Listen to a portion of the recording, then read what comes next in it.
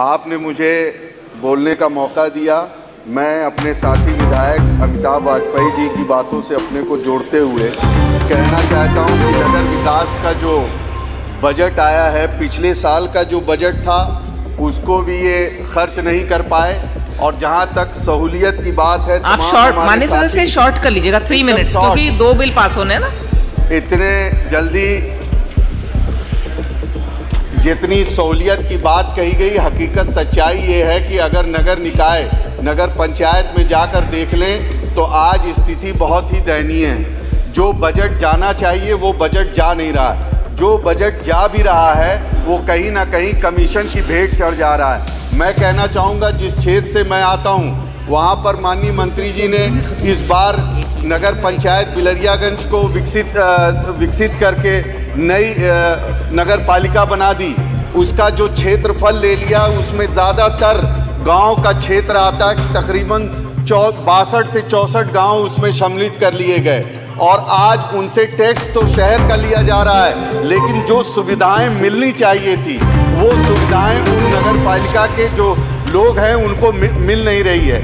जहां तक सवाल है, इस तरीके की नगर पालिकाओं में कोई बजट में इस तरीके का प्रावधान नहीं है कि उनको स्पेशल पैकेज देकर उस नगर पालिका को और अच्छे तरीके से बनाया जाए, विकसित किया जाए। साथ ही साथ मैं कहना चाहता हूं कि नगर पालिका तो आपने बना दिया, आपने वहां पर कोई भी कर्मचारी जितने भी हैं ज़्यादातर रिटायर्ड हो गए हैं। कर्मचारी एक जो वहां पर निकाय बाबू हैं वो एक नहीं 2-2, 3-3 नगर पालिकाओं का काम संभाल रहे हैं। कहीं ना कहीं आप उनकी अनदेखी कर रहे हैं। साथ ही साथ हमारे विस्तार की बात हो रही है। हमारा शहर नगर पालिका आजमगढ़, जो उसके अंदर तमाम ऐसे कोल घाट से लिए हुए तमाम ऐसी गांव जुड़ गए हैं जो, अरे यार बोलने दो भाई, बोल लो तुम ही तो यार, बात आप करते हो। आप इधर बोलते रहिए, सब सुन रहे हैं। आप बोलिए प्लीज, 3 मिनट बोल लीजिए।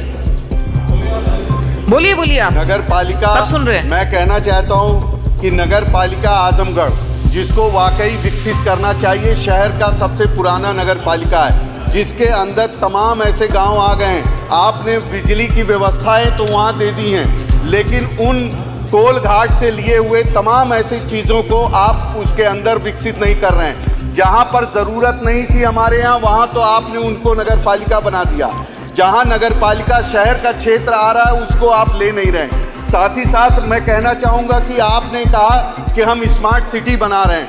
आज तक अभी पिछली 10 साल की केंद्र सरकार बीत गई और 8 साल की सरकार इनकी भी उत्तर प्रदेश की चली गई, लेकिन एक भी स्मार्ट सिटी कंप्लीट होकर नहीं दिखने का काम हो रहा है। साथ ही साथ मैं कहूँगा, आउटसोर्सिंग पे क्यों इतनी भर्तियाँ हो रही हैं? क्यों नहीं आप भर्तियाँ निकाल रहे हैं? आउटसोर्सिंग पे लगातार इस सदन में बात उठ रही है कि आपके कागजों में तो ये कहा जा रहा है कि आरक्षण की व्यवस्था है, लेकिन सच्चाई हकीकत ये है कि वहाँ पर आरक्षण नहीं मिल रहा है। जो हमारे पिछड़े समाज के, दलित समाज के लोग हैं, उनके साथ अन्याय हो रहा है।